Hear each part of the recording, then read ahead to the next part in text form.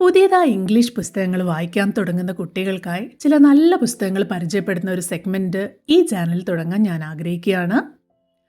ഈ ലിസ്റ്റിലെ ആദ്യത്തെ പുസ്തകങ്ങൾ റസ്കിൻ ബോണ്ടിൻ്റെയാണ്.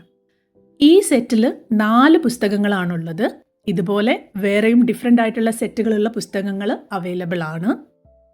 ആദ്യത്തെ പുസ്തകം ദ ബ്ലൂ അംബ്രല്ല. ഒരു ഗ്രാമത്തിൽ ജീവിക്കുന്ന ബിന്യ എന്ന പെൺകുട്ടിക്ക് ഭംഗിയുള്ള ഒരു നീലക്കുട കിട്ടുന്നു. ഈ ഒരു കുട അവളുടെയും അവളുടെ ചുറ്റുപാടിനെയും എങ്ങനെയാണ് മാറ്റുന്നത്? സ്നേഹവും ദയയും അസൂയയും എല്ലാം ഒരുമിച്ച് കാണാം ദ ബ്ലൂ അംബ്രല്ല എന്ന ഈ മനോഹരമായ കഥയിൽ. അടുത്ത പുസ്തകം സ്റ്റോറീസ് ഓഫ് വിസ്ഡം ആണ്. ഇതിൽ 2 കഥകളാണുള്ളത്.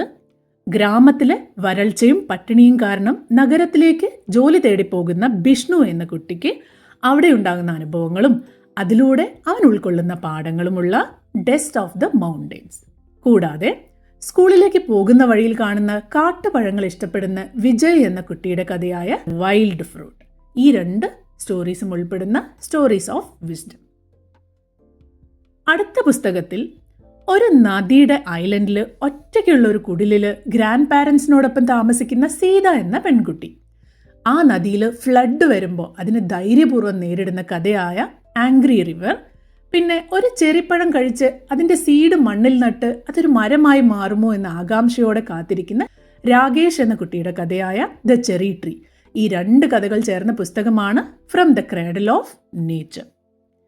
ആദ്യമായി സൂ കണ്ടുവന്നതിന് ശേഷം കൂട്ടുകാരോടൊപ്പം വീട്ടിനരികിൽ സ്വന്തമായി ഒരു സൂ ഉണ്ടാക്കാൻ ശ്രമിക്കുന്ന മുകേഷ് എന്ന കുട്ടിയുടെ കഥയും, ഒരു ബാങ്കിലെ സൂപ്പർ ബോയ് അവൻ പോലും അറിയാതെ അവൻ ജോലി ചെയ്യുന്ന ബാങ്കിന്റെ തകർച്ചയ്ക്ക് കാരണമാകുന്ന കഥയും, കള്ളനായ ഒരു കുട്ടിയുടെ ജീവിതത്തിൽ സ്നേഹം കൊണ്ടുവന്ന മാറ്റത്തിന്റെ കഥയും ഉൾപ്പെടുന്ന പുസ്തകമാണ് ദ ടെയിൽസ് ഫ്രം ചൈൽഡ്ഹുഡ്.